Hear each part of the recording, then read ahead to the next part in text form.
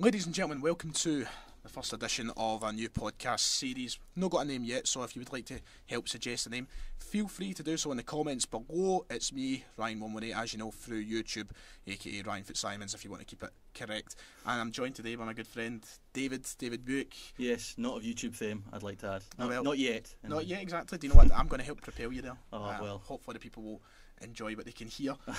But today, as you can already tell by the title of the podcast, it is Scottish Cup weekend. David, are you excited? I love it. Scottish Cup fourth round weekend has always been one of my favourite weekends of the season. You know, normally I've got a team to support in this stage of the competition. Sadly, I don't. But no, it's always great. There's plenty of opportunities for cup shocks, stuff like that. You know, it's always a great weekend. I love watching sports scene this weekend. I mean, it must be. How does it feel not having your team there? It's pretty grim. Like, I mean, was it expected? No, listen, I travelled into Stranraer in the third round to watch Dunfermline, and I did not expect. Well, I say I didn't expect them. If you've watched Dunfermline this season, you'll know they're not exactly flying high. But to get beat by Stranraer, who are bottom of League One and still are. And the even worse thing about that is they head off to Ibrox tomorrow night, which would have been, you know, a nice boost to the finances. But hey ho. Alright, well, you've missed it. And I mean, do you know what? There's always next year. Yeah, next year you can think about something. But before we go into talking about the actual games themselves, we're going to have a quick little conversation about our favourite Scottish Cup memories. Now, I imagine as a Celtic fan sitting here and a Dunfermline fan sitting here, we've got quite contrasting differences when it comes to Scottish Cup memories. I don't think we've ever done a treble of Scottish Cup wins. I know, that's hopefully building that this year, but we'll soon see. We've got to get past Partick first at the weekend. For me, easily best Scottish Cup memory as a Celtic fan has got to be the Tom Rogic winner. There's no conversation. The greatest game of football I've been at in my life. It was a cracking game, that, actually, to be fair. And Aberdeen played out their skins that day. And, you know, pretty much on any other day, they probably would have. The funny thing was, that game, I think the sticks out for me was it Johnny Hayes who overhit that pass, or Aberdeen were in and he hit it behind. It was like, and he ends up signing for Celtic. Signed for Celtic the next season. Honestly, like when Hayes scored that day, they went up 1-0. I was like, come on, like we've just went the whole season invincible, and you're going to mess up. But luckily, Armstrong turned up, Rogic turned up. The thunder struck. Tom Rogic as well, the guy who, you know, religiously burns out towards the end of games and, you know, never lasts, was the guy who had the most freshness and stuff in the 90th minute to score the winner. Unreal. I don't think that moment will ever be topped. But for you, Dunfermline memories, any that pop off the top of your head? Well, definitely a few. I mean, I was pretty young. 2007 was the last time Dunfermline won the cup final. I was what was I? I was probably, it was 7 or 8. I can't really remember. But the semi-final at Hampden. Replay Wednesday night, Jim McIntyre, Panenka penalty, you know, did it before Pirlo did it, doesn't get talked about half as much, sent Dunfermline to the final. The final, I went with my dad, and the memory that stands out the most is we had a boy on loan, Adam Hamill from Liverpool. He was at St Mirren a couple of years ago, and it was Neil Lennon's last game for Celtic, and he absolutely rinsed him in the middle of the park, and Lennon was hooked off minutes later. But the joy of that day was you know, cut short. Do you remember who scored the goal in that cup final? It was a complete, like, nobody. Jean-Jules Perrier-Doumbé. Do you remember him? That's right, yeah. Aye. So Scuffed it in. Because I think I remember asking thinking about putting that in as a quiz question and something we did yesterday. But fantastic memories there for both teams that we respectively support. But just to clarify, my favourite memory was the semi-final, not getting beaten in the final. Well, you know, getting beaten in the final was a favourite memory. The neutrals, though, let's talk about. We're going to try and, in case I haven't explained already, the kind of premises of the show. You know, it's going to be, you know, we're going to try and keep things as equally. You know, we're not going to kind of prioritise Celtic, for example. Here, we're not going to prioritise Dunfermline. We're not going to prioritise Rangers. We're going to try and keep things equal. So for the neutral, for someone who, you know, hold on, let's just get it out of the way. Hibs 2016 was the best Scottish Cup final, and I don't want to turn this into like an anti-Rangers thing, because no matter who they were playing, what a game of football that was. Oh, it wasn't great. And I remember, for me, I missed the first 80 minutes of the game, so I was quite raging because I was hearing what was happening. It was coming through. I was like, oh my god, I'm missing this. So I sprinted home. I was out playing football that morning, and I sprinted home. And the minute I sat down on the couch, the equaliser came in. I was like, oh, here we go. This is it. This is going to be good. Yeah, and then bang, 10 minutes later, Anthony Stokes, he was like a man possessed that day. He was just like totally determined. It was the two Celtic loanees, because Stokes was flying, and then obviously the iconic commentary line, Liam Henderson to deliver. Rest is history. What a game that was. Some cracking goals. I'm sure Halliday scored a screamer that day as well. I did. And obviously everything that meant, what was it, 140 odd years since Hibs had last won the cup. It was just, amazing. Sadly, it was marred by all the scenes at the end. That was all everyone talked about. But what a game of football that was. It was incredible, to say the least. Don't know, is there any other one you want to throw out there quickly? Well, you're not going to thank me for this, but 2010, Celtic 0, Ross County 2 at Hampden. Wow. Let's move on. Wow. Oh no, that was amazing. And I remember that the final that year was Dundee United. They had in the final. I think the vast majority of the country were rooting for them. And look at what scudded 3-0, I think, by Dundee United in the final, which wasn't ideal. But no, that was. Ross County went on to have success. Yeah, I mean that kind of propelled them up to being. You think of them now, I know they just got promoted from the Championship last year, but you think of them now as a Premiership side. So I know, exactly. I mean, back then, honestly, if I could as I was only a 10-year-old or such at the time, I never knew anything about Ross County. I didn't even know who they were, and then they knocked us out. I can only imagine the streets of Dingwall were empty. Yeah, emptier than usual. Anyway, right, so that is it for the Scottish Cup memories. It's time to talk about the games this weekend. We've got a blistering amount. We've got 16 games. 16 games, yeah. 16 whole games to speak about. So we start off on Friday night, as you've already mentioned, Stranraer. Stranraer, the mighty Stranraer. Heading to Ibrox. They do head to... They're bottom of League One, and they've never beaten Rangers before. This is going to be all the signs are that Rangers are going to absolutely annihilate them. But the last time they played at Ibrox, 2013-14, it was a 1-each draw. So how things have changed. Yeah, admittedly, Rangers aren't in the same state they were then. It was Lee McCulloch who scored for Rangers that day, and I think he must have been about 35 at the time. I mean, Kevin Kyle must have been playing for them at the time or something. I think Kevin Kyle might have been about that time as well. Honestly, Rangers, Stranraer. I mean, Morelos, he's missing out. I believe, is he suspended for this? Well, he's suspended. SFA competition. Yeah, but this game just screams Jermaine Defoe field day, doesn't it? Exactly. I mean, this could be an absolute butcher. I tell you, I'd like to see someone who's played for Rangers this season and not really had a run in the team, but always done okay when he's come off the bench. Greg Stewart, who's done really. I mean, he always scores goals. He tends to come off the bench and score. He's never really had a run in the team. I feel like Rangers fans have not had a lot of bad things to say about Greg Stewart. No, he's definitely done his job when he's been involved, but he's not really had the chance. I think he scored 2 in their bounce game over in Dubai last week. But I think if you think of the Rangers team, I always think of the Rangers team, the one sort of not weak link, but the bit that's missing is the sort of the right winger, because obviously you've got Kent on the left. In the big games they tend to play Aribo there, but I think he's more suited centrally. Oh, definitely. I would agree with that. They're probably pinning their hopes on Jordan Jones, who's been out injured. I think is back. I don't know if he's going to be playing tomorrow, but he has been back training. But this all the signs are that this is going to be a comfortable Rangers victory. And obviously the main thing to talk about when it comes to Rangers is the fact how they ended the decade with the win against Celtic. Yeah, as painful as it is. Yeah, they've got to build on that. They've got a big 6 months ahead of them. Because absolutely. Gerrard and the Rangers fans, and I can only say, they have the right to. They believe. And well, I think for Steven Gerrard, you can't undervalue the importance of the Scottish Cup. For all that they're determined to get their 55, stop Celtic doing the 10 and all that.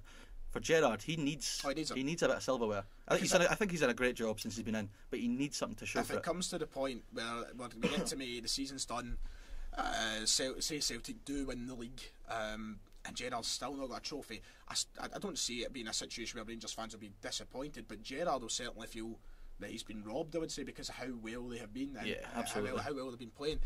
And it's just, it carries on that whole kind of banter years argument, and I'm sure they want to put that behind them. Oh, absolutely. I mean, and just in case anyone was in any doubt about how little chance I think Stranraer have, Rangers have never lost a Scottish Cup tie at Ibrox to a lower division side. That's pretty mental. What a record that is. Not one in ever. Not one shock at home since 1872. Oh, it's mental. But the thing is, it's not going to. I mean, if we were to put a quick kind of prediction how the game will go, I don't think it's going to end. That streak's not going to end. 5-0 written all over it. 5 might be an understatement. Yeah. I'm sorry, Stranraer fans. Yeah. For all the Stranraer fans that have tuned in, I apologise. Actually, no. After what you did to me in the last round. There's no need for you to apologise. Anyway, Aberdeen, Dumbarton were on to another one of the top 4 sides in the country. Pittodrie Beckons, Dumbarton. I mean, the chances of a big team getting knocked out here, do you see it happen? I mean, there was a period of time where Aberdeen religiously were getting put out the cup by the Diddy teams. I mean, they've kind of shake that off now.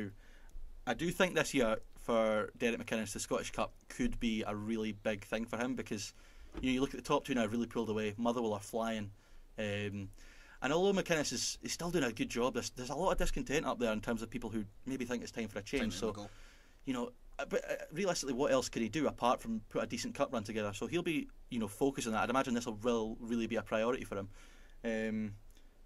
But yeah, Dumbarton, Jim Duffy's there. They've started to turn it around in recent weeks. They're on a decent wee run now, pushing toward the playoffs in League One, a very tight League One. Sitting midway, I mean, I'm looking at the league table as we currently speak, and I mean, it is close. You know, it could go either way for Dumbarton. But the one thing that I seen this morning, an interesting statistic, is Joe McKee. He's got the most assists in the whole of the SPFL. Wow. I didn't know that. Higher than James Forrest, higher than James Taverner, higher than anybody. He is the top man. So they've got players there who can cause Aberdeen some damage. 1883 was the last time Dumbarton won the Cup. I've got an interesting wee story. Do you want to hear this wee story about Dumbarton last winning the Cup? 1883, they played Vale of Leven. They beat the first game was a 2-2 draw at Hampden. There was 15,000 there, and it went to a replay the following week. They then won 2-1 in front of 8,000 at Hampden. But the interesting thing about that game was the two scorers for Dumbarton were both called Robert Brown, but they were different people. So they could differentiate. They had nicknames. So one of them was Robert Plummer Brown, the other one was Robert Sparrow Brown. So Plummer scored the equaliser and Sparrow scored the winner. There you go. There's an interesting wee story. That's something I would know. I see when I think of the Scottish Cup and I think of Dumbarton winning it. I think of that period. I don't know, like I don't know if you've been to a cup final in the past few years. Don't expect so, but like what they do before the game is they have the screen and they have like every winner. When it started, and it's in that period where it's just teams that like are Queen's Park every year. And the Queen's Park or whatever. Dumbarton pop up. You get Ford Larnock in there a couple of times, and you're sitting there wondering, where did I go wrong? where did things change for them? Absolutely. I mean, the last time these two sides met was in the Cup at this stage, 2014, a 1-0 win for the Dons with an Adam Rooney goal. I think you'll probably see something similar on Saturday. I think, I don't think it'll be easy for Aberdeen, but I do expect them to come I don't expect it to be easy, but as well, one thing we've not touched on, Dylan McGeer could potentially come in for his first appearance. I mean, if he's fit, he's not played a lot of football, but, you'd imagine they're not wanting to chuck him into maybe a Blood and Thunder League game. This might be a good chance to chuck him in. I mean, obviously the boy's got undoubted quality.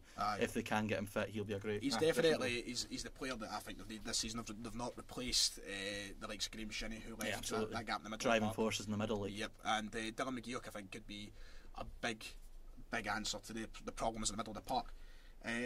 Right, Aberdeen and Dumbarton seems to be covered, I think. Yeah, so next, moving on, Alloa Inverness. Now, this for me is the type of Scottish Cup tie I absolutely hate. It's two teams in the same league. If you had to pick one you didn't want to watch, it'd probably be Alloa Inverness. Oh, it's going to be. I mean, don't get me wrong, Inverness entertaining season, sitting second in the table. I mean, they've already played 3 times this year. I know, that's the thing. That's the main criticism you get about Scottish football. I know. You never want to draw like this. You always want either a big team or a wee team, or at least something different, especially for the fans. Like, I don't imagine many Inverness fans are going to travel down for that. Like, I mean, one thing to talk about in this game, both of us have had the pleasure to meet and interview Peter Grant, our manager. Lovely guy, great fashion sense. Great aftershave too. About to say, yeah, always smells good. Smells lovely. But Peter Grant about hoping that this could go their way because their season hasn't been great. It's not, but I think with Alloa for me are kind of like the Hamilton of the Championship. You're never going to have an easy game against Alloa. They're always going to make it tough for you, and they'll do that again. Cali have done well against them so far this season, 2 wins and a draw. But no, if Alloa can get through here, maybe a couple of wins in the Cup will help propel them up because they're going to need some wins to stay up in the Championship. I think Thistle have picked up now. It looks like Morton are picking up. The only team that really tend to be heading down just now are Dunfermline, sadly. But a decent Cup run for Alloa would be huge. But equally for Inverness, I mean, they've got aspirations of getting back to the Premiership. They'll want to test themselves against the Premiership side. So if you look at the results between the two so far and the current form, you'd probably fancy Inverness. I know it's fantastic here that I look at the form of the last 5 teams, the last 5 games, all the teams in the league, and Alloa's is better than Dunfermline. Well, everyone's is better than Dunfermline. Can't get any worse than that. Right, okay. As we've already mentioned, this is not a game for the best entertainment value. No, definitely not. So it'll be on last in sports scene without a doubt. Oh aye. So. This one's interesting to you. Ayr United, Ross County. Ayr United, Ross County. I'm going to Ayr United, Ross County. Looking forward to it. Yes, absolutely. It's a weird one because it's like potential for a cup shock, but not really. So like obviously County the Premiership side, Ayr the Championship side. When you think about it, there's not a massive golfing quality. Yeah, if Ayr were to win that, you wouldn't be like, oh, there's a shock. But it's a Premiership side going to a Championship side. To be honest, I kind of fancy Ayr actually. I just think they'll be up for it. Mark Kerr, he's gone in there. He went in after Ian McCall, which was a really difficult, big ask to go in there after him. They had a good win, funnily enough, against Dunfermline, who I say good win. Everyone beats Dunfermline, and The only thing is that they have. To be fair, Celtic struggled early in the season. Oh, honestly, it's been all downhill since then. The only thing is, Ayr haven't beaten County since 2008. That's a long time. But I don't know. I think Somerset, County having to travel down, it could be a decent day for Ayr. I really fancy them, to be honest with you. The thing is about Ross County, from watching this season, and I feel like it's been the case with most teams in the bottom half of the Premiership this season, it's been a big change. I feel like, apart from when they play Celtic and Rangers, because what they're forced to do is play that kind of 10 at the back to catch out the game. But in every other game, a lot of the teams in the bottom half want to go for it. They want to play some attacking football and really try and make a mark and do something different. Especially, you hear Brian Rice coming in, he's saying how he wanted to play, all this tiki-taka stuff. Which is just mental when you think of Hamilton playing tiki-taka. I know, exactly. But Ross County, they could be, they have to be cautious. It could go over us against Ayr, it could just backfire. Yeah. I feel like, as you've said, it won't be as much of a shock, but if you're looking at a Premiership team to be knocked out here, this is one of the biggest chances in the whole draw, in my opinion. I think it's a bit of a lose-lose for County, though, because if they win, everyone's going to say, oh, they should have won. But if they get beat, everyone's going to be like... The fans will be happy. Yeah, so, interestingly, both sides have never won the cup. I can't believe Ayr have never won the cup. I just thought, you're saying about Dumbarton being one of those teams you always think of. Ayr have never won the cup. Yeah. I mean, Ross County have successors in the League Cup. Scottish Cup, not much. No looking like it will change this year, but Ayr, I do fancy them. Got to come out and say it. I think Ayr will have the win this weekend. I just see it happening. I think it'll be a good game. I'm really looking forward to watching it. You're lucky enough to be there. You'll get to speak to the managers and such afterwards. Yes, both managers. I wonder which Ross County have got dual managers. I wonder which one. Do they both go out? I don't know. I've not actually noticed that. I've actually never thought that. Because they've got the partnership. Same with Falkirk. They've got Lee Miller and the boy McCracken. And do they both go out for it? I don't know. I've never actually... It's a double act. But have you had Mark Kerr yet? Have you spoke to Mark Kerr? I've spoke to Mark Kerr a couple of times after... when Dunfermline were on a decent run. Dunfermline won down there. I spoke to him after, and again when they beat Dunfermline a few weeks ago. And he's a very good talker, very honest. He sort of tells you exactly how he is. And from what I've heard, the way he speaks, I definitely think he's got the chance to be a success in management. And Ayer's a tough one, because you look at Ayr, they're in the playoffs just now. Realistically, and this is probably what Ian McCall thought when he left, how much further can you take Ayr? Aye. Unless you have they had Shankland last year. If they were going to go up, you'd have thought that would have been the year. Mm-hmm. Considering they lost Lauren Shankland and they're still in the playoff places, shows how that was well the next they've point done. I was coming to come on to. I mean, looking at the league table and seeing that they're third in the table, without Shankland being there, going through a managerial change, it's a real credit to him. I mean, Alan Forrest, he's been great.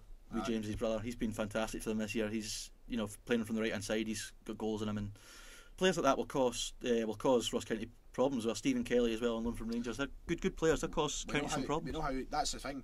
In the Premiership, a lot of teams leaky at the back. I feel like somebody at the top end of the Championship maybe have themselves a wee bit more sorted out. Mm-hmm. We'll wait and see. Wait and see. So next game, take away, David.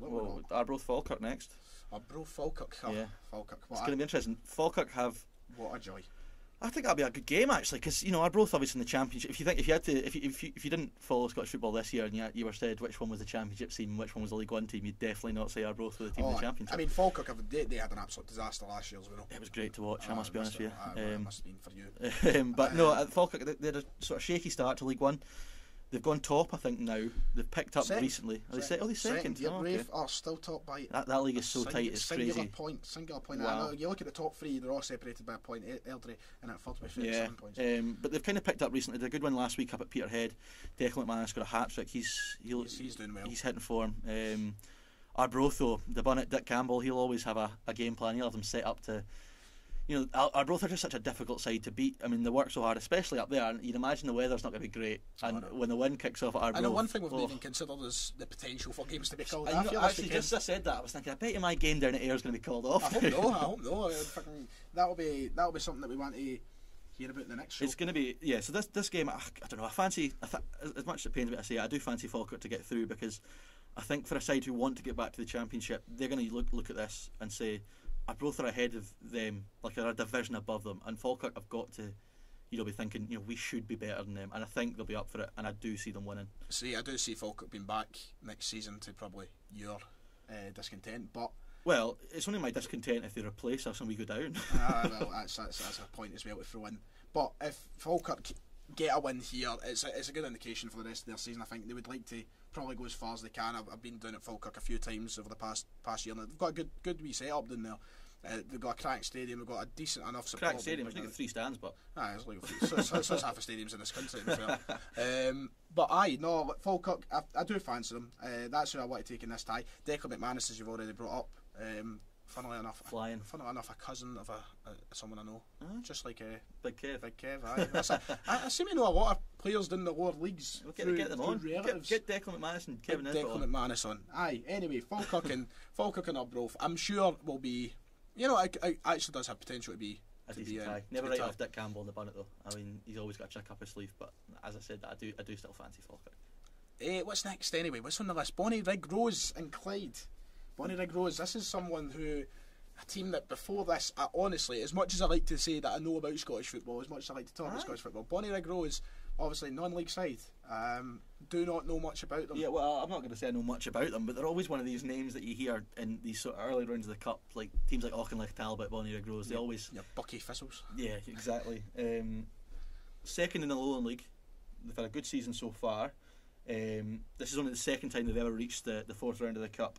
The last time was 16-17, where they drew Hibs at home but got forced to play the game at Tynecastle because of just the crowd was going to be too big for their ground, and they got scudded 8-1 by Hibs. So they'll be hoping for something a little bit better. Thankfully for them, they've got what on paper looks like a more achievable.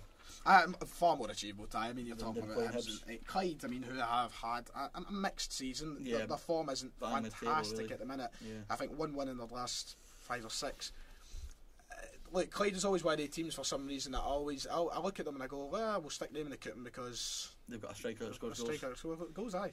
David Goodwillie, 16 goals in the league this season. Too much of the controversy that surrounds David Goodwillie, I mean, take that away. If you just look at it from a pure footballing perspective, he's averaging a goal a game for Clyde this season, which is something that's going to cause a team like no disrespect to Bonnyrigg, but I mean you're coming against a striker who is former Premiership quality. Let's be honest, I mean he's better than Clyde. Aye, still is definitely better than Clyde. If it wasn't for his personal issues, he would be at a higher level. If it wasn't for what's happened in the past, he would probably be in around the Championship, maybe even the Premiership. Yeah. Because teams do need striker. Like, look at a side like. There's been a little bit of talk about Falkirk. I've been interested in him actually, but it's a tough one. I don't see many clubs being willing to take the punt on him. It's one of the ones. It's like the fans would not be happy. No, definitely not. And then there's a lot that comes around it as well. I mean, you talk about.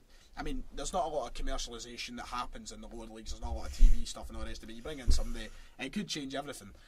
But if you're talking, as you said, purely football and perspective, I think his influence on the game alone will probably take Bonnyrigg out. Yeah, I'd imagine so. I definitely fancy Clyde for that one. But you know, Bonnyrigg, I still think they've got a chance, and if they do manage to get through, the chance for a glamour tie in the next round. So. Well, there you go. And talking about non-league sides, East Kilbride against BSC Glasgow. This is fascinating. Into Glasgow, as we say, one of the most interesting ties. Well, I'll be honest with you, I saw this when I was looking at the fixtures and I was like, right, I'm going to have to do some proper research here because I know hee-haw about both of them. East Kilbride, obviously, occasionally do okay in the Cups. Highest they got was the 5th round where they were beaten by Celtic, and we talked about this earlier on. The goal scorer for Celtic scored the second goal, Colin Kazim Richards. There we go. And if you didn't watch my video last week, yes, he did make the worst 11 of the decade. Clinical against East Kilbride, though. Aye, I mean, to be fair to him, he scored that, and he scored that topper against Hearts as well. He did. That's right. So I mean, two goals and one being against non-league East Kilbride. Yeah, absolutely. They'll be looking to get into the 5th round in a favourable tie. Absolutely. One thing about BSC Glasgow though, they beat East Fife 4-3 in the 3rd round, which is a big result. East Fife have done really well this year. Exactly. East Fife are sitting 4th in League One. Yeah, 4-3 they beat them. That was some result for them. This is the first time they've ever reached the 4th round. Aye. Annoyingly enough, they're called BSC Glasgow. I know they're founded in Glasgow, but come on, you're playing Alloa. It just annoys me. Change the name. I know. These sides both in Lowland League. BSC are in 4th, EK are in 8th. Only meeting between the two sides of the season was a 1 each draw, so that doesn't really give anything away in terms of what would happen tomorrow. For me to make an educated prediction would be stupid because I don't have enough knowledge to make an educated prediction, but I'm going to go with East Kilbride simply because they have home advantage. One thing that you're going to get on this show is we're not going to sit and pretend. And I don't think any of us can pretend that we could give an educated guess about this time. No, definitely not. I feel like any pundit across the country that isn't consistently watching the Lowland and Highland leagues can give an educated prediction. I am looking forward to seeing one of them in the next round though, that'll be good. We'll end up seeing something like, I don't know, Michael Stewart sitting in Sports Center saying, "Oh, I seen this coming. I seen this coming." I'm sure you did, Michael. Aye. Anyway, that's that one. Hamilton and Edinburgh City is next. Edinburgh City, who, you know what, considering it is, you know, the bit, and when it comes to the leagues, it's the biggest jump. It's League Two to the Premiership. Edinburgh City, you know. It's a weird one because I think this could be the big shock of the round. I feel like that's what I was about to say. This has the potential. Edinburgh City are second in League Two behind Cove, who, you know, if anyone's followed even slightly what's going on in League Two this season, Cove Rangers are going to run away with it. I mean, up from the Highland League last year, lots of money behind them. Just signed Rory McAllister, as we were speaking about earlier on. They're flying. So for Edinburgh City to be, I think there's only 3 points in it at the top of that league. That's right. No, 2 points. 2 points. So Edinburgh City are no mugs. Like, and I think going to, what is it called? The Super Seal Stadium. It's Super called Seal Stadium nowadays. I almost said New Douglas Park. New Douglas Park. You know, so I've always called it. So it's got potential for a shock. The one thing for Hamilton fans though, they must be desperate for a cup run just to spice things up a bit, because for the last, it feels like 10 years, maybe it is 10 years, maybe even be longer, Hamilton's modus operandi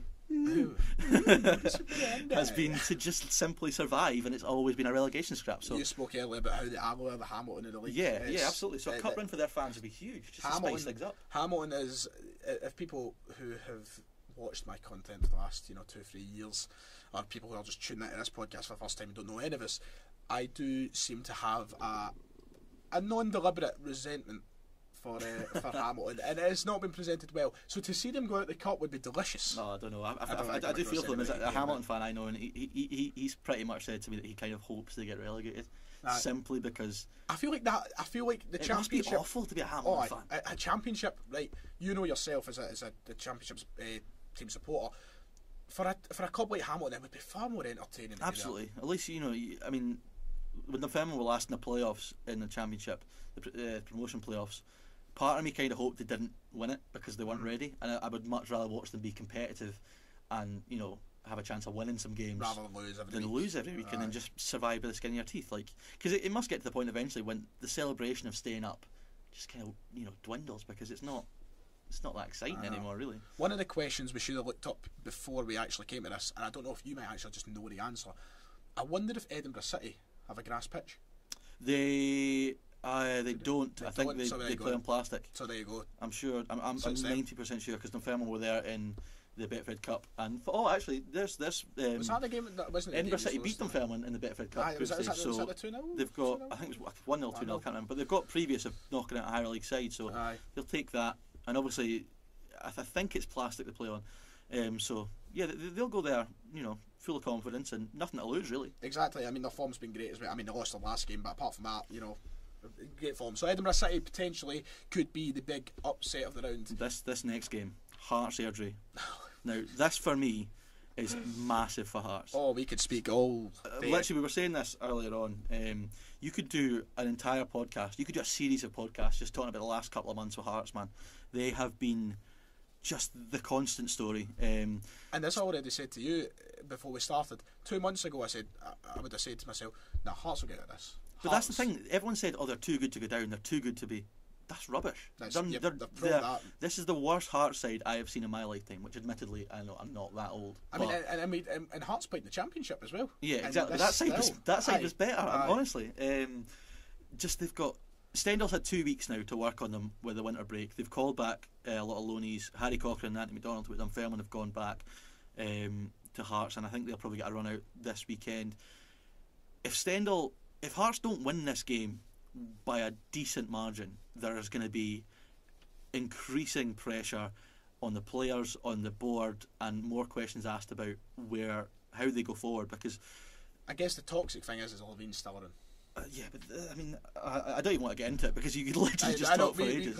We could be here to the end of the show. We could miss every other game. Absolutely, because it's just the whole one. The interesting thing for me about this isn't even the game itself; it's how it's Hearts just the backstory. And the thing is, Airdrie, even if Airdrie win, the sad thing for them is they won't be the story. It'll be Hearts out of the story. Exactly. I do think Airdrie have got a decent chance. I think they're third in League One, which, as we mentioned, is crazy tight. Yep. They've just they've just taken Andy Ryan on loan from Dunfermline, who will score goals at that level, and he's a goal scorer. He'll you present him with a chance. I was going to say he's clinical. That would probably be pushing it a little bit, but I mean, he'll boost their squad. I think they've got a decent chance of going there and doing something, but it all depends on what Stendhal's managed to get through to these players in the last 2 weeks. If It seems like he's took a very authoritative approach. Well, I mean, getting rid of Christoph Berra and Glenn Whelan. By all accounts, Glenn Whelan was a bit of a sort of, I don't think they wanted him around. I know, and we're looking for a word here that suits the show. Yeah, but no, Stendhal's been pretty cutthroat, but he needs results. But not just results, I think he needs performances now, because if he's going to come in and try and change the way they play, he needs signs that's going to happen. I mean, I think the only sign for Hearts so far was against Celtic. The first half against Celtic at Tynecastle, they were very good. They pressed Celtic, and Celtic didn't like it. But apart from that, we've seen nothing from Hearts to show they have to win this by 2-3 goals, I think. And that's the thing, if Hearts don't get a result, and I don't know if you agree with me here, I don't feel like myself saying this sounds too stupid. If Hearts were to go out this weekend, I think the pressure starts building on Stendhal. It's mental. I think for him, he's probably thinking, what have I taken on? Aye. I feel like a lot of managers who come here from down in England, obviously his former was at Barnsley, Barnsley was that. I feel like a lot of managers look at the teams up here that aren't Celtic and Rangers and go, right, I know who they are, and they've got a reputation. I don't know anything about them. If you look at Hearts from the outside, you think big stadium, big support, big club. Yep. One of the Scottish. And if you look at the squad, the names of the players, you would think, right, there's potential to do something there. But I tipped them for third this season. I feel embarrassed. Honestly, I think I expect them to do quite well as well this year. But they've got. And if you look at who Hearts' best player is, you'd say it's Stephen Naismith. You talk about a player who can't play 2 games consecutively without getting injured. And I feel like Naismith at this point, I feel like his attitude's dropped a wee bit because of everything that's happening there. I don't. I mean, he's seen some things in his career. I don't imagine he's too impressed with what he's seen at Hearts. But Hearts can't. It's proven that they can't rely on him. And it's just the players. Stendhal obviously has got an identity of how he wants to play. He wants to play high intensity football, zing the ball about nice. Whereas you compare it to Craig Levein, who didn't care how they played as long as there was some sort of result. Those players are used to playing long ball football. He's wanting to change everything, and it will get to the point where if it doesn't work and it's not transitioning into what he wants them to do, he's going to have to give that up because he's going to need results. And that kind of answers the question, I would say, and why he's brought back players like Harry Cochrane. Yeah. I think he needs technical young players. Guys like that. He needs players who can do something with the ball rather than. Anyway, I think we're going to have to move on from Hearts. I do think Hearts are going to win this weekend. I don't think it was going to be convincing. I can see it being a 1-0, 2-1 at Hearts, but I do see them going through just. Absolutely. So next game, Kilmarnock, Queen's Park. Not a lot of speaking to do in this one. Kilmarnock obviously going through a bit of a shaky season considering the managerial since Alessio left and Alex Dyer came in, they've had 3-1-0 defeats. There's a lot of discontent, I think, at Kelly. They need a cup run. They very much need a cup run this year. Their form is very resemblant of Dunfermline's. Not to bring up. Cheers. No, but I think they're in a similar boat to Hearts. Obviously not as bad, but a cup run for them could be huge. I do fancy them to win. Queen's Park, who a big sort of year for them, transition from an amateur status to professional. So if they could somehow get a result, that would be huge for them. But I just see Kelly having too much fun. It's the fact if it was not at Rugby Park, then we could be having a different conversation slightly. But well, you say that though, but if it was at Hampden, the big picture probably suit Kelly more than. Fair point. 1997 was the last time they won it, so they'll be hoping to have a good run. I mean, and Kilmarnock definitely have the quality there in the team. We've seen how Stevie Clark got a lot of those players playing. They just need to tap it. Kilmarnock's problem is the players who, like Brophy, he's just not had a great season. He's not tapped into what he can do. Yeah, I know. It's tough because when Alessio left, they were sitting fifth when he left. I mean, I'm not going to go into that because I thought it was just mental to get rid of him. But they need to get some positivity back. For the supporters, because from what I can gather, it's not a particularly happy camp at Rugby Park just now. So I do fancy them to win, and a cup run will be huge. You thought that there was maybe a chance of bringing a lot more fans back, and it seems like they're gone again. Yeah, absolutely. So I know great, and as I say, not a great amount to speak about. So this next one, Livy Wraith Rovers. I tell you what, I think this is going to be a shock. I can see Wraith Rovers winning this. Do you think so? I definitely do. I don't know if I'm on the same boat as you, but I can definitely see Wraith why. Rovers. The plastic pitch argument. Wraith Rovers have got an artificial pitch as well. So there goes. Obviously, I think Livy's is probably the worst of the bunch. But that argument is kind of, they're used to that. They're flying pretty high in League One, I think. Top of the table. Top of the table. Yeah, they're flying. One thing though, Livy. I don't know if you saw. Did you see their friendly game they had in the winter break? No, I did not. They drew with Anderlecht. Didn't even realise they had that. I didn't even realise they had that. I think they were in. I think they were in Spain or something like that, and they played Anderlecht and they drew with them. That's quite a result. Livy have never won a cup, and again they're a side who are going to be safe. You'd have thought this year in the Premiership. You'd imagine they'll have enough to steer away. Right now they're trying to file themselves into being a top half club. Yeah, I think they're too good to be drawn into the relegation battle. I don't know if they're quite good enough to push for maybe. They might make top 6, but beyond that, I'm not too sure. So for them, for the rest of the season, I think the cup's going to be a priority for them. I feel like that. I mean, what Gary Holt has done down there is sensational. Unbelievable. For me, I thought he was somebody that took a step up when a lot of these jobs opened the up. Kelly job came up. I thought that was made for him. Exactly. I said that to somebody the other night, and I was laughed at. I was like, what? I was like, surely no. I mean, he's got that kind of style, Livy, absolutely. with a suited. But Livingston, no. I know you. I know what you've said is you think that Rafe have a chance here, and I do. I don't think there's no denying there's a chance. I just feel like Livy have been too good this year. Considering what they have to their disposal, they've not got an amazing team. They've got players though who do their job. They've got a goal scorer on their team. They've got a solid back line. The goalkeeper, I mean, after losing Kelly in the summer, I didn't think, and obviously they've got, well, saying that, they did lose their goalkeeper, they recalled him at Aston Villa. So it's a new goalkeeper in the squad that just suddenly popped by my head. But they've also brought in some players as well. I just think they're going to be too strong. They've made 2 loan signings over the winter break. I don't know. I think this is going to be one of those games that you'll watch it and you won't know which team's the Premiership side. I really fancy Rovers to do well. I think this is the first one we've kind of differentiated. I just fancy it. It's just I don't really know what I'm basing that on other than just like instinct and I mean, you look at it. Both teams on. Well, Livingston's on decent form, and Rafe on incredible form, of course, being top of the table. So, I mean, maybe momentum comes into things. Winning's a habit, though. And once you're in the habit of winning at Rovers, exactly. And Rafe have been playing well. Livy, they had that game against Anderlecht, as you mentioned, but not a competitive. Can't read too much into that. I just thought it was an interesting result. I know exactly because you don't. I mean, Anderlecht, I don't imagine played. No, a strong enough team. Still, it was just an eye-catching wee result. Oh, anyway, St Johnstone and Morton. St Johnstone, Morton are back in form in the Championship after having a real shaky spell. David Hopkins was under a lot of pressure there. I was at Capello last week to watch Morton beat, you'll never guess who. How was that? It was Dunfermline, obviously. Because how was it? how was it?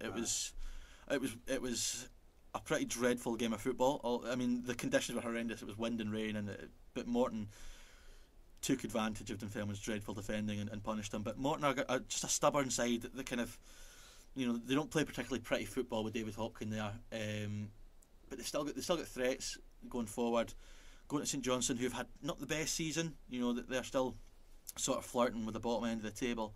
In the last decade, they met 3 times in the League Cup, and it was 3 wins for the Saints, all 1-0 wins, I think. So, I think it's going to be a close game. I do fancy St Johnstone, but I think with Morton, who've hit a little bit of form now, they'll go there with confidence and look to get something. Credit St Johnstone for this kind of turnaround they've had, because the last 5-6 games they have really, because 5-6 games ago I was saying no, they're going down. People were tipping them for relegation. I went on YouTube on one of the live shows and I said that's it.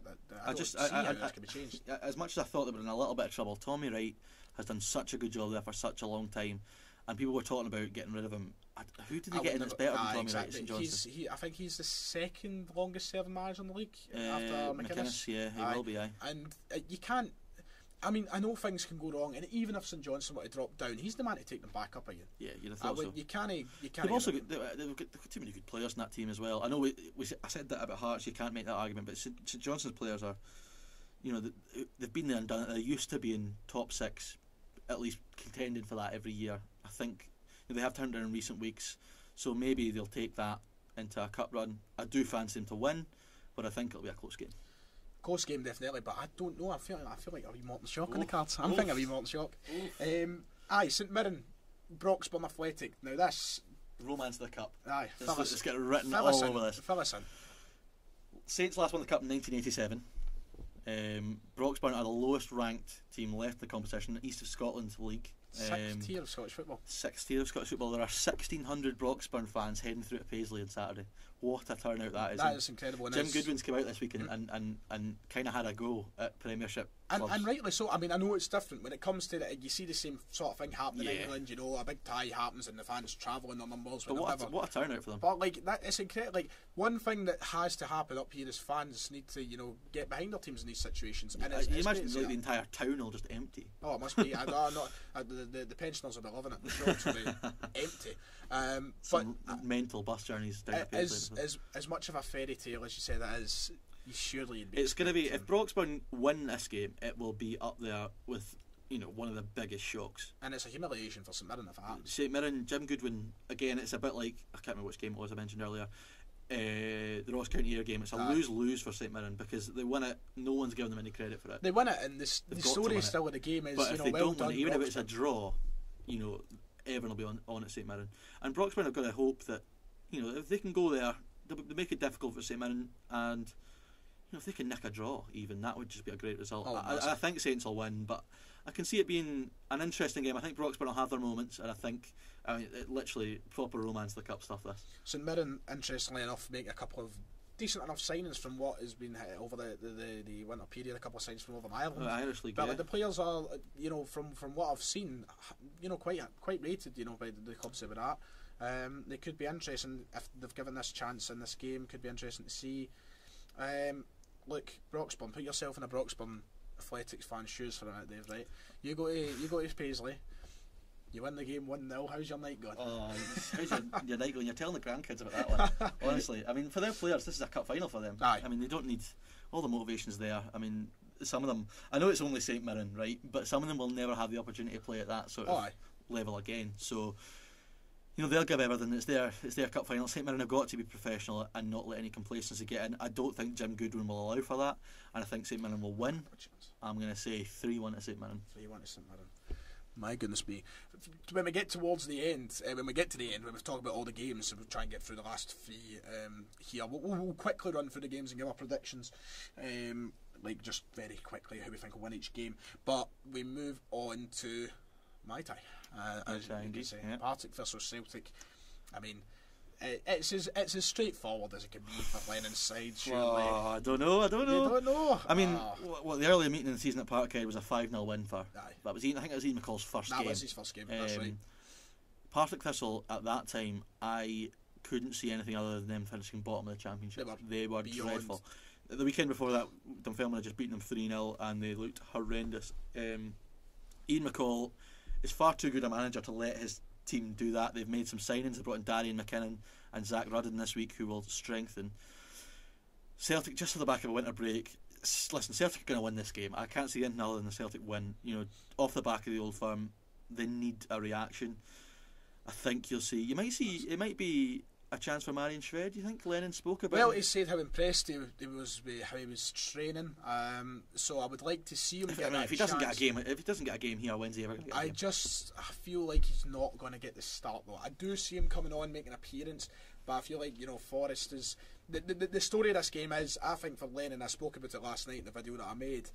I feel like Lennon's just going to go, right, we've got critics to silence here after what happened against Rangers. Yeah. I feel like he's going to send out his strongest team possible. Aye. And just absolutely batter them. I don't want to speak too soon. I no disrespect Partick. Once again, Ian McCall, a man who both of us have had the pleasure to meet and speak to, and a lovely man as well. Look, he'll be very cautious, but I feel like we just have too much there. Yeah, and I think another big factor is Celtic. I mean, it's going to be like a home game for Celtic anyway, with two stands, and from what I can gather, there's going to be a few Celtic fans in the Thistle end also. I don't know. It's good for Thistle. I mean, I tell you what, this will be a big thing for them getting the money in. It'll be a sellout. You'd have thought that could be the difference between getting an extra player. Ultimately, Thistle's objective is the league. They'll look to give a decent account of themselves. One thing I was going to say though, do you think Klamala, will he be involved? I feel like he spoke about it in his interview, and he says he's not expecting to play, considering he's just signed. But his recent history is showing, we don't really shy away from giving him best chances. And for me, if I'd have thought this game was perfect for Lee Griffiths, I don't think it's going to happen because by sounds of things, things are deteriorating in that sense. It's a situation that isn't pretty, but I mean, it's just mental because you'd have thought if Lennon was going to sort of give up on him, he'd be gone by now. Aye. I don't see why.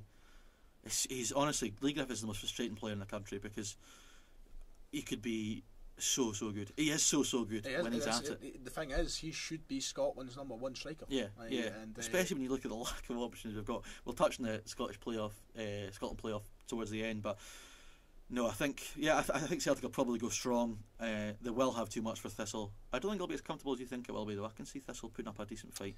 I don't know. I don't know if it's just my overconfidence. Just I want us to far back. There was a point I was going to bring up that's just slipped from my head completely. So they've got to bounce back. Celtic. They've not got a choice. There's no point me lingering and trying to get the thought back. It was a question I was going to ask. There's no point me sitting here all day. So we better move on to the first Dundee club. The City of Discovery has got the last 2 games of the weekend. Yep, the penultimate game to speak about. Dundee Motherwell. This is going to be interesting. Motherwell are flying this season. Oh, aye. Absolutely flying. They're playing some great stuff. Stephen Robinson has done a fantastic job there. Dogs, he would be proud. He would indeed. I can see Dundee haven't had a great season. I think Dundee's season, the negatives have been amplified by how well United are doing. Mm-hmm. Dundee are, after Hibs won the cup, Dundee are now the team with that big hoodoo. 110 years since they last won a cup. I don't see it. I can see it being 111. The difference with Hibs and Dundee, I mean, is quite. I mean, maybe for a club of that, for a club of that size, 110 years is a long time. Aye, exactly. And sometimes you forget about how long some of these teams have actually made. Some teams haven't won a trophy in the entire history. Yeah, it's not even just the length of time since they last won it. Dundee haven't made it past this round of the cup for 10 years. That's a crazy stat. That is sad. Like, I can't. As much as being in the Premiership might matter to a lot of fans, maybe that's just an ultimate aim. Being the top flight, that's good. The cup is huge. See for the Derry teams, man. I'll tell you, I love the Scottish Cup, and I was absolutely gutted. I think we are privileged to live in a country where everybody takes it seriously. Yeah, you look at down south, nobody cares about the FA Cup. I always think that the Scottish Cup is still got that feel of everyone's up for it. The crowds this weekend will be good at every ground. You'll never find a Celtic or Rangers fan who turns around and goes, it doesn't matter. Yeah, I mean, the Scottish Cup, I love it. I think it's absolutely great. For Dundee, if they get beat again, well, I say again, they have had a wee upturn recently, but there has been a lot of pressure on James McPake so far this season. I think if they get beat here, I still don't see that stopping, to be honest with you. And I think Motherwell will have too much of them. They've been great this year. You'd imagine a decent support will go up there on the telly too. Should be a decent tie, but I do fancy Motherwell. I wonder how far away we are from a Turnbull return as well. I mean, I think he was back training this week. I don't expect him to feature in this. He's kind of been a forgotten man in the past 6 months because the summer he was what everyone talked about. The thing is, potentially still Motherwell's top player. Yeah, I mean, it was interesting this week. Motherwell released their team of the decade, and it just to show you how highly he's rated by their fans. He was in it. He was joined alongside Keith Lasley. That was the one. So yeah, he's very highly rated. This game will come too soon for him, I think, but. Motherwell have done so well without him. I don't even think it's a given he gets back in. He's going to have to work to get back in that team. Exactly, he's going to have to work. See, the thing is, he has to work to get back in that team, but there's still, the rumours and the lingers that, Celtic and such are ready to go back in. Yeah, I don't see that deal being dead just yet. I think Celtic spotted, the injury was the big. I mean, the photo was about with him in the Celtic top sitting beside Neil Lennon, and all of a sudden he's back at Motherwell. I do see that deal coming back to life at some point. Probably in the summer, to be honest. Probably, it sounds like a summer deal to me, yeah. Well, that takes us on to the last game, Dave. Tie of the round. Indeed. I think Tannadice is needing a sellout for this. I know Hibs has sold out their allocation. Dundee United flying, absolutely flying. I mean, they're top flight bound. Yeah, without no question. And as a Dunfermline fan, I'm absolutely delighted about that because they beat us all the time. And if you think about Hibs' season this year, right, how up and down it's been. Yeah. If you put Dundee United into top flight, just for the sake of it right now, I think you're arguably looking at it's so tough to split these two. It's so tough to split these two. I think for Jack Ross, a cup run would be big for him because he's come in, done okay. I think Jack Ross is a great manager. He was unlucky in December, to be fair. The games he had. Yeah. I think he's a really good manager. What he did at St Mirren was fantastic. He was harshly treated at Sunderland, who have done no better since he left. And I think it's kind of been a bit up and down since he came in, but. The big win in the Edinburgh Derby before Christmas. Or was it Boxing Day? I think it was Boxing Day. Martin Boyle's in form. They've started to find a good wee system with him and Horgan wide. And Hibs are always a dangerous side, especially away from home. If they play with Boyle and Horgan, they've got that pace. Doidge started to score goals at the tail end of the year. But for me, this game I think it's all about Lauren Shankland. I was going to say, you might have the Premiership Player of the Month in Boyle, but the man to talk about. The man in form in the whole country. Yep. This is a big chance for him to prove himself because there's been so much talk about can he make the jump up. That was about to say. A lot of people asking the question: is that his level? Is he another Who was the player that took the jump up to the top flight? And Jason Cummins. Jason Cummins. There's been a few. Scott Allen was another one. Scott Allen, yeah. Another one Who started finding form at Hibs, to be fair. He's had a decent season. But I think for him, not just for his own thing, but Scotland need a striker for this playoff in March. They need a striker. Right now, he's and the only option. Well, I can't think of any. The one that is the obvious choice is Ollie McBurney, but he's been utterly dreadful every time he's played for Scotland, and I don't mean bad, I mean dreadful. I would personally have to take Shankland over McBurney. I would agree with you, especially in a home game, but it's a big gamble for Steve Clarke to go with a championship striker over someone who's scoring goals in the Premiership. League. The only thing is, a lot of things come out of McBurney. Don't want to turn this into a segment where we're just talking about McBurney. Remember the video that came out? He's like, he basically said he didn't want to play for Scotland. Yeah, is that attitude the same? Will it change? It doesn't sound like it's what Steve Clarke wants to build. I think you say what you want about, we'll come on to Scotland eventually, but I'm just making a quick point. You say what you want about Gordon Strachan's tenure at Scotland. It felt a bit like and he often picked the same players, but it felt a bit like a club side in the way that there was a togetherness. Aye. You think of his last run? I came out and his last run would have been the qualifiers for. Was it World Cup? World Cup, aye. Yeah, and Scotland won a great run. It got beaten drew in Slovenia, which killed it. But I mean, Steve Clarke, the last few games, I think is it 3 wins in the bounce for Scotland? Now? San Marino, Kazakhstan, and who else was it they beat? Should have had 3 wins in the bounce. Maybe I'm making that up. Cyprus. Cyprus. That's one. But Lawrence Shankland, a game like this is a game for him to prove that he is above championship level against a Premiership side. Unless if he gets a chance, he'll score a goal. I don't even know who's going to win this game. I think it is flip of a coin stuff. It's definitely. I mean, it could even go a replay. I can see that happen. If I was forced, I'd probably go with Dundee United. Well, I mean, they're so far ahead at the top of the Championship now that I think everyone's accepted they're going to win the league. So the Cup kind of becomes like a free hit for United in the sense that they can chuck out the strongest sides and really have a good go. And if they can beat Hibs, they'll feel confident about having a decent run in this competition. I mean, Hibs are the team that I probably favour in this situation, not because of it. I mean, Dundee United, I think, are a Premiership quality team at this point. Yeah. Definitely, they'll come up. They'll probably make a couple of additions to the side and such, and probably change things up a tiny bit. But for me, Hibs, I think Jack Ross had. When you look at the results that he had in December, yeah, it's not good. But you remember he played Celtic, he played Hearts, he played Rangers, played Aberdeen. It was a really, really tough month.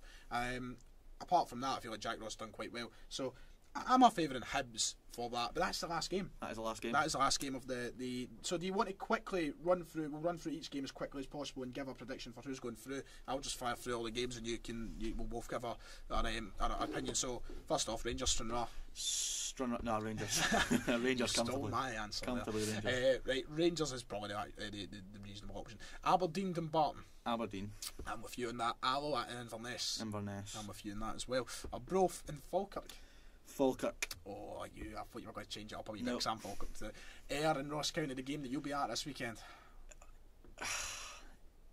I'm going to say draw, but Ayr to win the tie. I'm going to go for Ayr just to win it all out. Yeah, this weekend. on the day. I'm going to go for Ayr. Bonnyrigg Rose and Clyde. Yep, that has to be Clyde. East Kilbride and BSC Glasgow. I'm going with EK. As I said, I don't have any debate at all other than just like, why not? Do you know what, just to be... I was going to say just be different, but do you know what, I'm actually going to go for a draw. Oh. I think I'm going to push each other and it's going to be end of Oh, fair enough. Bit evens. Hamilton and Edinburgh City. Hamilton just. I'm feeling it. I'm going for Edinburgh City. Oh, that's going for it. Hearts and Airdrie. Hearts just. It's got to be Hearts. I mean, I say it's got to be, but you know what I mean. Hearts for that one. Kilmarnock, Queen's Park. Kelly comfortably. Kelly comfortably for myself too. Livingston, Rafe Rovers. Rafe Rovers for me. Going for Rafe? Yeah. Nah, but sticking to my Livy. That's the one we disagree. That's what I think the shop's coming. St Johnson and Morton. I'm going St Johnson. Yeah, Saints just. It's got to be St Johnson. St Mirren and Broxburn. I mean, the fairy tale, will it continue? I'm so tempted to say draw. But it's never in the question. My head's telling me St Mirren. It's got to be St Mirren. Just not enough there. I mean, 6th tier. I mean, I wish them the best though. Yeah. Partick, Celtic comfortably. Yeah. Dundee, Motherwell. Motherwell. I've got to go Motherwell too. And then finally, Dundee United, Hibs. Dundee United for me. I feel like it's got to go Easter Road. Lawrence Shankland. I think it's got to go Easter Road. But Hibs, Shankland double, to United to win. For Hibs me. to take the tie, and that about does that. That's the prediction. So we'll come back next time And see who's done. We'll see who done better there. But because this is the first episode, quickly as we've probably covered the last 5 or so minutes of the show, 5-10 minutes. No one really knows a lot about the show and us two together being here, so we missed this out because we never even knew each other at the time. Predictions for the titles, all the titles. We're going quickly. We're going to shouldn't take too long. We'll start from League 2 and make our way up.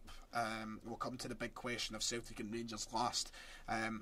League 2 predictions. Who's taking the title? Cove Rangers. Cove Rangers. Don't think there's any doubt about that. I mean, you've got the two teams who are neck and neck at the top, Cove and Edinburgh, but as you said, Cove have that money behind them. Mitch Megginson's on fire anyway, and you just add Rory McAllister, who is going to score at least 10 goals. And I was surprised, like I did see it all last night, the Rory McAllister talk and such. I'm surprised he did leave Peterhead. I think they thought he was going to retire there. And he was there for since 2012. Money talks, I think. Exactly. I mean, Cove Rangers have that money behind them. But hopefully he's plumbing business and such as well. Absolutely. Cove is going to be the League 2 winners. League 1 once again. This is the toughest one to predict. This is. I mean, you've got a pick of I could say pick of the 3, but you look at East 4 or 5. East Fife and Montrose are not far behind. If you look down to Dumbarton, if they put 3 wins together and results go their way, for me. Oh, I don't know. I really don't know. Stranraer, I think they're probably the only ones who. I am going to go and throw my hat in the ring for Falkirk. I think Falkirk will come up via the playoffs. Hopefully not at Dunfermline's expense. I think Wraith Rovers will win the league. Not have much hope in Dunfermline turning that in this year? Not a chance. So who did you go for there? Did you go for Wraith Rovers, yes. Rovers, so we're differentiating there as well. Wraith and Falkirk are the two answers myself for the Navy Blue. Championship writes itself, Dundee United. I mean, there's no conversation there, is there? Dundee United. I know we can't really answer anything else. It'd be an absolute cheek. And then finally, the top division, Celtic and Rangers. This episode's going out on your channel. This is for the debut. I'm going to abstain from this question. No, come on, I know that. I mean, you're going to say Celtic, of course you are, because you could not say Celtic. But it's just so. To be perfectly as much, I want to come on this show and be as unbiased and be as balanced as I possibly can. It's just physically not possible, though. You couldn't sit there and say Rangers are going to win the league. I know, and they're not going to. But what I was going to say is, it is shocking. It's absolutely stunned me how close it is at this point. I never expected it to be this close, because Rangers, if they win their game in hand, are top of the table. If you look at the last 5 Old Firm games, Rangers have been the better side in 4 of them. Now, it's not like if that happens once you can write it off, I think. The only thing for me that could hamper Rangers this year is if... See, the argument I'm going to make, I doesn't even convince myself, is if they go far in Europe and Celtic don't. I don't see where... Celtic have got to win the last 2 Old Firm games. I think they've got to win both of them. I think so too. Because... I mean, granted, I do, despite us losing to Livingston this season... I'm kind of judging this more off last season and things have changed. I feel like Rangers are the team who are more likely to drop stupid points here and there. But even at that, I feel like everyone's been saying that all season, though. It's just not happening. I know. I feel like it's just one of the things that every Celtic fan, including myself, are guilty of going, it's coming. And I think that's the danger with Celtic, is that they're so used to, at the end, being a team that are still flying, that it'll get to the point... Listen, I've got no doubt this is going down to the wire. Last 2 games, maybe even the last game. Hopefully not a helicopter Sunday. Take that. I think Stephen Gerrard has done a wonderful job at Rangers, and I'm going to sit here and say, it's so tough because both are so good, and my God, I'm going to get so much stick. I'm going to say Rangers. I know, and I'm actually not even going to... See, when this comes out, I'm not looking at the comments because I'm going to get so much Thanks stick. for listening, guys. It was good. I'll not be back. I don't know. It's so tough to call, and I think if you were a betting man, you just not bet. Because how can you call it? Rangers got a game in hand, am I right? Aye, they do. And if they win it, they go top by a point. And then I think it's going to come down to the Old Firm games. Celtic can't be as poor as they have been in Old Firms. They need to find a way to turn it around. As big a supporter Lennon have been this season, he needs to get that sorted. But if they don't, then I just don't see Celtic beating Rangers twice, and I think they're going to have to, because I think I don't know. I fancy Rangers. I think I didn't 2 months ago. If months ago, I would have probably said Celtic. I just think Rangers are at a level now, and the performance that impressed me most with Rangers was when they went to Easter Road and they absolutely dismantled Hibs. It's not like I'm surprised. They can beat you in more than one way now. Rangers, they can, if they want to sit in and defend, they're now strong enough defensively as a unit where they can do that. And they defend from the front. I mean, Morelos, for all his faults that are so widely covered, is an outstanding footballer. And they press high with him and Kent. The midfield are tough. The midfield for Rangers is great. You look at Arfield, Davis, Kamara, Ryan Jack, who's been unreal, and Katic has come into a bit of form at the back. Even Tavernier's found his sort of mojo defensively. I think it's going to take a bit of a collapse for Rangers to fall away from being competitive, which I don't see coming. And I just think it's almost like Rangers have got nothing to lose, because I think everyone kind of expected Celtic to win it again this year, and next year would be the big challenge. Whereas actually it's this year it's the big challenge. So I don't want to say it's a free hit, because it never is. Because you sit here and list the players, as you just did there for Rangers, you talk about who's on form and such. It's mental how far some of the players have developed, but also what Gerrard has done to improve that team. They players are players who can generate a title challenge. If you'd have said at the start of last season how many Rangers players get in a Celtic team, you'd have been really struggling to get any of them in. And now I think it's based on current form. There's a big debate. It's at least half and half. I think now. You think of like based on current form. I mean, I just think in the midfield especially they're so strong. Like Ryan Jack for me has been the best midfielder in the country this season. You might not agree with that, but I think he's been outstanding. Scott Brown is fantastic. I don't think he gets anywhere near enough credit for how good he is technically, but I think even when he's come into the national team in the last few games, he looks really good, Ryan Jack, and in Europe as well, he's been great. I am tipping Rangers because I don't know. Maybe I'm just doing it to be different. I don't know. I am prepared for the stick in the comments, but I'm going for it. I'm sure. I'm not. Also, we're not turning this into a Celtic show. I'm not having it. Don't worry. I'm just going to do it to be different. I've got my own. I'll be fine. No, anyway, we're joking. Quickly, we'll briefly touch on the Scottish Cup. Who do you think's winning it? Celtic. Yeah. So you think they're going to lose the title? Yeah. Keep the cup? I do. We'll start our 10 in a row with the Scottish Cup then. At that point. Absolutely. It's so difficult for me to sit here and not back Celtic. As a Celtic fan, it's just I'm going Celtic for a quadruple treble because I think this is going to be the last year of proper, and I don't even think we're going to win it with any sort of domination. No, I think we're going to win it by complete, maybe even luck at some point. You look at when we won the League Cup, we won that because Fraser Forster turned up that day. Yeah, I'm not convinced that Celtic are going to win the cup, and I'm not convinced that Rangers are going to win the league. It's just where I think I'm kind of leading to. What I will tell you that I'm pretty sure. Yeah, I'm pretty sure that Rangers are going to win at least one of them. Aye, that's what. That's the thing. I feel like Rangers do have to end the season with a trophy, but the way I'm thinking of it is, I think there's one team in the competition, and it's Celtic for me, who can go home and away and be convincing to get to the final. It's just if we avoid Rangers or not, really. That's where the kind of hanging comes up. I mean, all it takes is an Old Firm draw in the next round, and then a team like Motherwell to get Celtic in the quarters and put them out, and that could easily happen. Well, Sunsy, I don't want to try and be. I'm going to try and be unbiased in the show. I swear, this is the only season. Well, listen, I mean, we can't both sit here and say the same team. That would be boring. Okay, I'll go for Broxburn. Broxburn win it. Right, so I mean, briefly touch on the last couple of minutes. Scotland chances qualifying. Israel in the playoffs, man. Hampden nearing a sellout. After that, we've got to play Norway or Serbia. Is it away from home? A credit to the SFA. The ticket finally saw sense. Yep. I'm not even going to give them credit because it is an absolute disgrace. The ticket prices. I mean, it took that long. I'll still give them £35 for San Marino on a Thursday night. Luckily, I won free tickets for that game. I didn't even go. Am I getting one? Oh, for the San Marino game? Aye, I mean, you couldn't have given them away. Aye, mate, I didn't even go. The weather was appalling that day. I looked outside. I was hungover.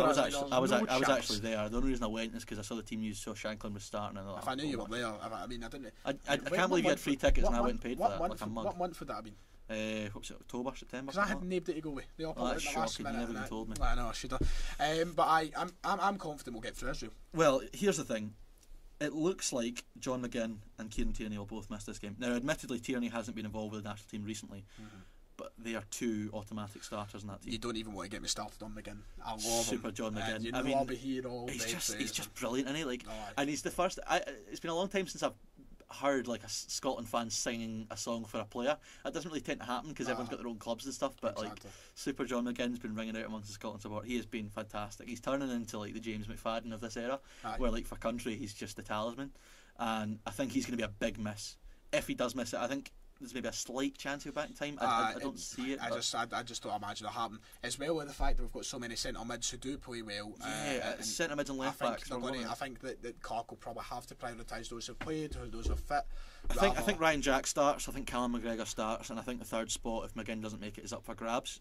I think outside shout McTominay, I think, is going to be out. Yeah, the outside shout for me for that third midfield spot would be John Fleck, who has had flying for Sheffield United. Absolutely unbelievable. He's not really had a chance for Scotland. I really. laughed. He's been in squads, but when I seen that he was in that Sheffield United team that got promoted. Do you remember back in like 2008, 2009 when John Fleck was the best thing since sliced bread? And he was just a kid. I'm sure he was a winger back then. Yeah, and then it's just gone back up. Fair play to him. I mean, but you think when it all went downhill at Rangers for him, you'd think, right, this is going to turn into a disaster of a career. Yeah. And now he's in the Premier League, getting spoke about by all the pundits in the highest of. And then you look sort of front three players. Ryan Fraser, you think he'll be in there. Ryan Christie, you'd imagine, from the other side. Maybe. I don't think Forrest plays. He needs to pick up his form between now and then. Right now, he probably is on the bench, but you've got him as that option. I think you'd play Christie off the right and Fraser off the left, and then the big quandary in the team. Actually, say the big quandary. Centre half's another issue as well. Right, it is. Well, where do we go? Who are the McKenna and Gallagher maybe? And that's the thing. I say hate. That's very strong. I very much dislike McKenna. I think he is. What I will say is the last time they played Israel at Hampden. Was it last year when I think Scotland won 3-1 in the end? I think he was really good that night. I don't think, what is it, Aberdeen wanted for him, 5 million, something like that? 8 he's never worth that. McKenna's tried to put but see, you speak to Aberdeen fans, they'll tell you he's not been great for about a year now. He's not been that great. I think he probably still gets in, such as the sort of lack of centre halves we have, unless we keep bringing back Charlie Mulgrew. But I think Declan Gallagher will get in. He got his cap last time out. He's been good for Motherwell this year. That's just an area that I worry about, especially away from home if we do make it to a final. And up front, we were talking about it earlier, it's looking like it's going to be Shankland or McBurney. Well, I suppose it's a good dilemma to have. I think Naismith might be back, but for me, I find it absolutely mental that it is 2020 and Stephen Naismith has been considered for a Scottish cap. I know, but I mean, sometimes, to be fair to him, it does turn up. Sometimes it just shows how bad a state we're in. I know it does, because you can't play 2 games consecutively for a club. I know, and then he's getting called up for some of the biggest moments in our country. I mean, he actually has one knee. That's mental. So very quickly to wrap it up, do we get past Israel? We get past Israel. We get beat by Norway. You don't think Serbia? No. One of the two. I think Serbia. Well, I'm not entirely fussed because let's turn this into the Norway show. The thing is, if we get through, we get the group is what is the group is like England, or Croatia, England, or is it Czech Republic or something like that? I can't remember. England, Czech Republic. I know that England are in it. We get 2 games at Hampden, and the England game is going to be at Wembley. Now, this current Scotland side going to Wembley to play England gives me the fear. And so even this current Scotland side, I mean, this current English side, the current Scotland side as well, isn't he? I mean, if you get everyone fit, then yeah. If Scotland's like side were completely fit, you get everyone fit and firing. You had like, I don't know, you got Marshall in goal, Tierney at right back. You go with like Cooper and maybe Suter at centre half, Robertson, McGinn, McTominay. It sounds good on Griffiths, paper, doesn't it? Fraser. Really on paper, if you get everyone fit, I think we have a decent side. But it's the just England side is unbelievable. The England side, it's so, it gives me. I feel like they're eventually going to win a major tournament. Don't say that. They're actually bookies' favourites for the Euros. I know, that's crazy. How are they ahead of Belgium? The odds I've no idea. I think it's just the fact that, I mean, I can't England to say England, but Belgium collapse in these tournaments, it seems like. But they've got to come good eventually. That's a completely different Kevin conversation. De Bruyne will win. He's only too good. He's a remarkable player. Anyway, that about does it. We've covered everything on the script. It's been a fantastic wee show, I believe. I can't wait to have egg on our faces about these cup predictions and also the abuse in the comments for saying Rangers are going to the league. I'm sure they'll be kind to you. I mean, I'll make sure of it. David, if you would like to tell them where they can find you on Twitter or such for a follow, you got your at there. They can, what is it, at D Buick Jr. It'll be on the link. It'll be on the graphic. It'll be on screen. You know, Fire me a follow. Make sure and go and follow them for tweets talking about how rubbish them filming are. And hopefully it's not the last last you hear of the two of us. Hopefully can do something a wee bit We can more come back and regularly. review these next week. Exactly. So if you have enjoyed, make sure to follow on at my Twitter, Davis12, if we would decide what we're doing with the show and such, where you can find it, and when you can find other stuff as well. So once again, thank you, Dave. And It's been a pleasure. Cheers. I'll see you all next time.